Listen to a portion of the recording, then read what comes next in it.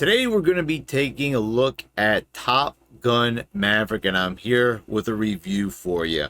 So this movie I missed out on, unfortunately, kind of stupidly, just never really got around to seeing it. But I got a second chance thanks to Cinema Day. Only $3 for a ticket. So this was like, going with the family, less than $20. They do tack on the convenience fee and everything, which brought it up, but I was overjoyed that this movie was still playing in theaters. It had been released in late May and somehow it was still playing. It's even on demand right now. It's so outrageous that sometimes there's films that you could actually see streaming and on demand, and they're still playing in the theater. That's like, just, it was unheard of back in the day for anything like that to even exist. But I see this movie and, like, I gotta tell you, it was phenomenal. Top Gun Maverick is probably the very best, one of the very best sequels that you could ever hope for. And maybe to put it in better perspective, it's probably one of the best movies. It's not a reboot, it's a direct sequel, but it's the best, like, resurgence of a franchise that we've had in quite some time, because we've seen many bad examples of this.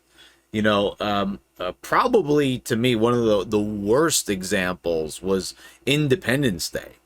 I mean, it was like night and day. You had like a really good movie and like a really bad movie many years later. And there's been numerous examples. I still haven't seen Afterlife. Everyone I've spoke to has told me that it's actually a genuinely good movie. So when it is streaming, I will definitely be checking it out. And when I do, I'll probably review it. I think I kind of deserve that to people on here, because I know that a lot of people were kind of angry that I put down the trailer. It just didn't look good to me. So sue me if, like, do I have to instantly, being a fan of the original Ghostbusters, do I have to instantly just jump on board with everyone else's opinion? I've never been that way and I never will. But this film is just so spectacular, and I have to say, after going back and actually watching the original Top Gun film, watching it on Paramount Plus, I signed up for a trial membership, watched it right after seeing Maverick, because it had been a long time since I saw Top Gun. It actually would have been a lot cooler if I had watched Top Gun on streaming, and then went into this film. But I did it in reverse order. Still a great experience either way. But there's so many things that it pulls from that original film, and it's so satisfying, kind of seeing the progression of all these characters. And I mean, and Tom Cruise is just flat out phenomenal. I really liked how he introduced this film. This is like something that you've never seen before the movie even comes on. We see Tom Cruise without any fucking makeup on, and I gotta admit, it is a bit startling at first. Like, shit, this motherfucker actually has wrinkles. He has imperfections in his face. Tom Cruise is still aged very well, mind you, but just seeing an actor without their makeup, it just felt very real. The fact that he says that he's very proud of the film, that there's basically no CGI in this film, and they stay true to their word. I mean, this is practical effects, just to the umpteenth degree. I mean, they are committed to using these real military naval jet planes, and I mean, what we see in this film, it was great back in the 80s, but there's so much more of it, and that's where this film, in my opinion, becomes superior. There's just more of this, and it's like Tom Cruise even said, the first film was more of a competition film, more about the camaraderie between, everyone over at Top Gun, training at this school to be the very best, when there are already very talented pilots there, but they're there to be even better. Here we have just such an interesting little juxtaposition, because of course Tom Cruise now is the instructor. And it didn't hit me because, like I said, it'd been a very long time since I saw the first film. But I went back and I watched his first film, and he actually says it to Commander Jardian, the guy who plays the principal in Back to the Future. He's not in Top Gun. He's not in this one at all. He's not in Maverick. But in the initial film, he's there very minimally. But when he comes back from his mission at the end, and he heads back to base, guess what? He actually is asked by Jardian, so what are you going to do next? And he says, I'm thinking about becoming an instructor. Jardian's like, God help us. It's just a simple laugh. It's something that it's the last thing on his mind, obviously. But here's the payoff. Here is that weird sort of irony, intentional irony, perhaps. Of course, I don't even think that Tony Scott, the original director, was going to go anywhere with that. It's just a simple joke. But here we have the director, Joseph Kosinski. I had to look at his name here because, quite frankly, this guy is this is something that's very common and something that's very troublesome with a lot of newer films. Very inexperienced directors, and with these young directors, and it's not just the young directors, because we've seen even old veteran directors come back to their properties and totally dismantle them, right? Let's be perfectly honest. It ain't just a matter of it just being the young blood destroying it, but a lot of the times it mostly is. And Kosinski just worked on Tron Legacy, which I remember being bored out of my mind during that film. Who knows? Sometimes during a second watch through, I might think differently, but I don't think a lot of people had very positive viewpoints on that film. The thing that I really remember the most from him is, believe it or not, this is a really obscure fact, but it's on Wikipedia. He actually directed the commercial for Gears of War, the original Gears of War, where they did the, Tears for Fears cover of Mad World, laid over the commercials, a very memorable commercial, very well done commercial. But I mean, the guy is tasked with directing the Top Gun sequel. How's he going to do? And he does phenomenal.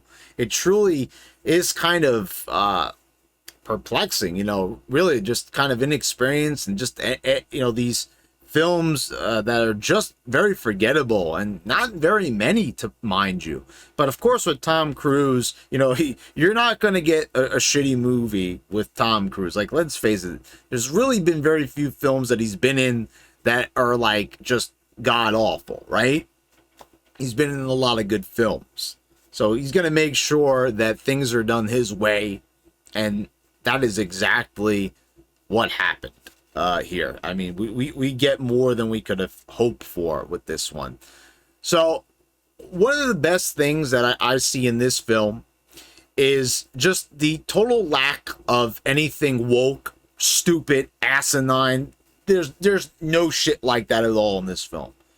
There is a girl on the team, which was not done in the original Top Gun. There's Phoenix, but she's there, right? This is the Navy, so there's going to be females, right? But it's not like she's better than everybody. She doesn't have to, they don't make a big thing about her being a woman. Oh, she's a woman, and make all the other pilots are sexist or anything stupid, or, just stupid and retarded like that. No, she's just there. They're equals. She's just as talented as everyone else, and they don't have to hammer that point home or anything like that. And the same thing goes for Tom Cruise's love interest. So, Charlie, I have to say, in the original film, what an attractive, fucking hot girl. But we've got Jennifer Connelly playing Penny here, and she owns a bar. She has a daughter, and this is supposed to be an old love interest, but of course she wasn't in the original film. She does the same kind of, pushback as Charlie. Perhaps maybe Penny might be a little bit tougher. They're both tough in their own right, and good love interest for old, Tom Cruise there, for old Maverick.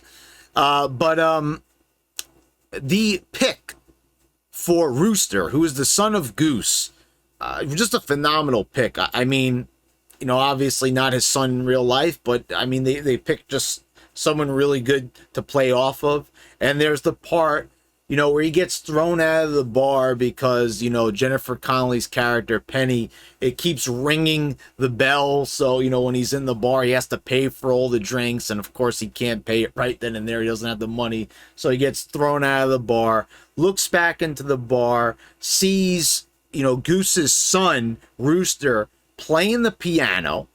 And, everyone's singing along to Great Balls of Fire.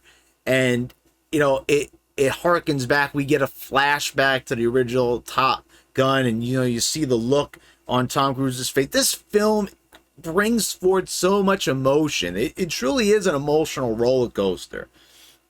And this is a film where going into it. Now, I'm not a big Top Gun fan. I really haven't seen the movie really that much in my lifetime, really. I'm another month I'm going to be 35 years old, and seriously, I think this might have just been the second time on Paramount Plus that I've seen this film. So seeing this for people that are major fans is an iconic film, a film perhaps that was ahead of its time. I mean, just a really good film, but I think the raw emotion in Maverick it made this film feel superior. I don't think I'm alone in saying that. I have seen other people say that. I know critics who I don't give a shit what their opinions are nowadays, saying the same thing, echoing the same sentiment that it might be a superior film due to several factors. And I mean, there are several factors, as I mentioned, that are. It's the emotion, it's the increase in the action, the spectacle, and the fact that they're actually training for a mission. There's bigger stakes because, in the original Top Gun, they're just basically training here. They're at the school, but then they get called away at graduation, and it's like, but here there's a time limit. There's impending doom. Maverick has to teach everybody at Top Gun in time. Everyone has to work as a team. Everyone's doubting him. And you feel the emotion, the race against time to teach all of the students here. It really does bring forth a sense of just, like meaning to the film. Like there's there's something going on here. There's a lot of meat to the film. It feels a bit more like there's more going on that really needs to get done. So the other thing that really just tugs at the heartstrings here is when we see Val Kilmer, when we see Iceman, another iconic character in the Top Gun franchise. It is a franchise now. So with Val Kilmer, I was just so shocked. So we all know that this is someone that, had throat cancer, and they play off of it here in the film. And seeing him, when he has trouble talking in real life, like, right now he's in remission in real life. And the guy's appearing on screen, God bless him. And it's like, you got to say, like, it's definitely humbling probably to appear on screen in this condition, but he gets it done. And I was kind of shocked. Like, spoiler alert, he actually allows them to write in that he dies, like someone, a cancer patient, like being depicted as dying in the film. I don't know, to me, there's just something very eerie about that. But it fits the tone of the film, because with Tom Cruise's style of teaching, Maverick's style of teaching, it's very controversial. And, a lot of people in the Navy don't like it. So, of course, you've got Iceman kind of really vouching for him. And when he dies, they dismiss him from the school, but he ends up teaching anyway. And they go on this mission, and we see, this is the thing. Rooster blames Maverick for what happened to his father, Goose, in the initial film. And there is that tension. And there's also the factor that his mother had requested off screen that Maverick pull his papers from the Naval Academy, which set him back many years. So there's so much tension. But then when they finally go on their mission, it's actually Rooster that saves Maverick's life. And, wow. It really, everything is just so poetic. Everything fits together oh so nicely. And it's just, man, such a good film. And the music, my God, the music. Harold Faltermeyer, I love this composer. I mean, he is the man who's responsible for composing Axel F., to one of my favorite movies of all time, Beverly Hills Cop. Hans Zimmer is along for the ride. We get to hear Danger Zone by Kenny Loggins as Tom Cruise is on the motorcycle, you know, and that to me, you know, so iconic, just kind of seeing, you know, the juxtaposition and the little callbacks here and there without it relying too heavily on them. You know, that's the thing. This, a lot of people have brought it up. This movie could have been prime pickings for a cheap cash grab. It could have been emotionless. It could have been heartless. It could have been like one of the many sequels. It could have been a total embarrassment, but they chose to actually treat it with care. And I think we really do owe that to Tom Cruise. I really think that we do owe a lot, you know, to him, because you could see the fact, I mean, that really meant so much.